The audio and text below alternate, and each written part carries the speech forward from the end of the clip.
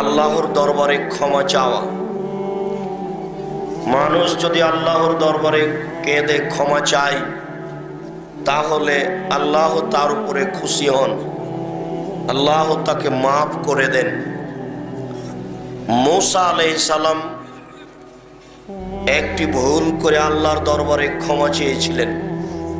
দুইজন মানুষ রাস্তার পাশে মারামারি করছিল। মূসা আলাইহিস সালাম একজনের পক্ষে হয়ে এক থাপ্পড় দিয়ে একজন লোককে মেরে ফেলেছিলেন। সেই দিন থেকে মূসা আলাইহিস সালাম বলতেছিলেন, রব্বি ইন্নী যালামতু নফসি ফাগফিরলি, হে আমার প্রতিপালক, আমি আমার প্রতি অন্যায় করেছি, তুমি আমাকে মাফ করো। এই দোয়া তিনি মরা পর্যন্ত বলতে থেকেছেন। এরপরেও যখন তিনি বিচার মাঠে উপস্থিত হবেন